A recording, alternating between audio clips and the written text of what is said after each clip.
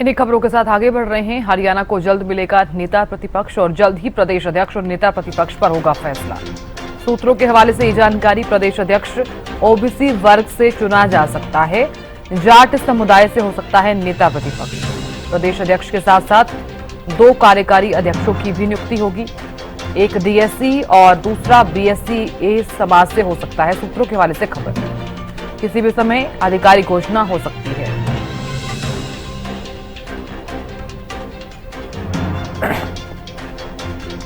और खबर पर ज्यादा जानकारी के साथ संवाददाता अपराजिता श्री जुड़ गई हैं। अपराजिता, क्या माना जाए, नेता प्रतिपक्ष का ऐलान कब तक हो जाएगा? हालांकि राहुल गांधी गुरुग्राम की धरती पर भी आए, हालांकि इससे पहले चंडीगढ़ में भी जिस तरह से 4 जून को आए, उसके बाद से ही राहुल गांधी लगातार नजर भी बनाए हुए हैं। अब क्या जानकारी मिल पा रही है? आप बिल्कुल देखिए, इंतजार काफी लंबा हो चुका है, 1 वर्ष से ऊपर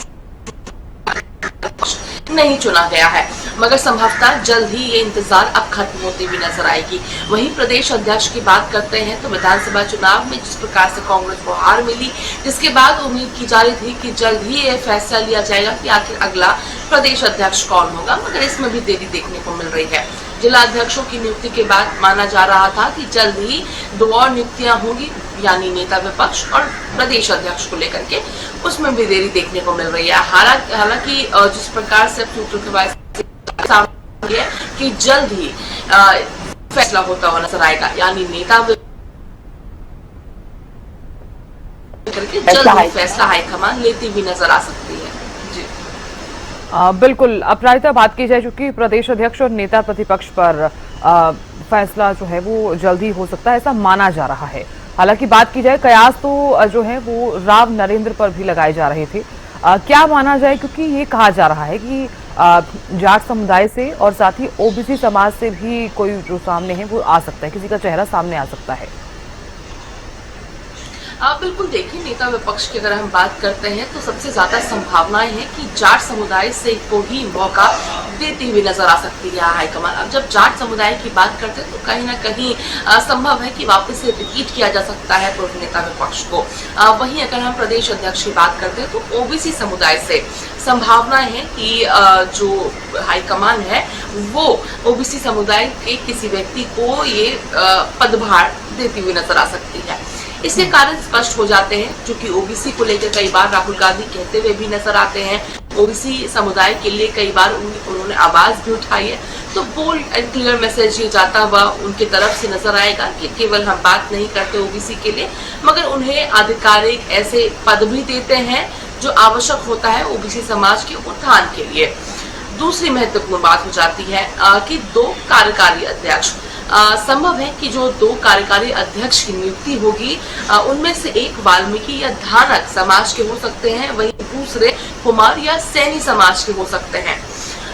इसके अलावा अगर बात की जाए राव नरेंद्र सिंह की बात करते हैं, चूंकि सबसे ज्यादा जो हाई पॉसिबिलिटी उनकी इसलिए नजर आ रही है तो एक तो वो ओबीसी समाज से आते हैं और दूसरी बात है कि नो गुट पॉलिसी में बिलीव करते हैं, यानी अभी तक 2009 से लेकर 2025 तक किसी भी गुट का हिस्सा नहीं रहे। अब चूंकि हाईकमान काफी ज्यादा कोशिश में जुटी हुई है कि जल्द से जल्द गुटबाजी हरियाणा से विलुप्त हो जाए, हालांकि ये करने में अभी तक विफल रही है, मगर जिस प्रकार से राव नरेंद्र सिंह को अगर ये मौका मिलता है कि उन्हें प्रदेश अध्यक्ष बनाया जाता है तो संभवतः जो निष्पक्षता की उम्मीद हाईकमान रखी हुई है वो इस निर्णय से जरूर होती हुई नजर आ सकती है। हालांकि कई और नाम भी हैं जो चर्चा में चल रहे हैं, वहीं कई नाम पर अभी और भी डिस्कशंस किए जा रहे हैं। हाईकमान तसल्ली से आराम से ये फैसला लेना चाहती है, कोई जल्दबाजी नहीं। अगर देरी भी हो रही है तो भी फिर भी तसल्ली से जो नामों का चयन है वो लिया जाएगा, और कहीं ना कहीं यही कारण है जिस वजह से इतनी देरी देखने को मिल रही है, मगर अब संभवतः ये इंतजार जल्द ही खत्म होती हुई नजर आ सकती है। जी बिल्कुल अपराजिता, बहुत शुक्रिया जानकारी देने के लिए।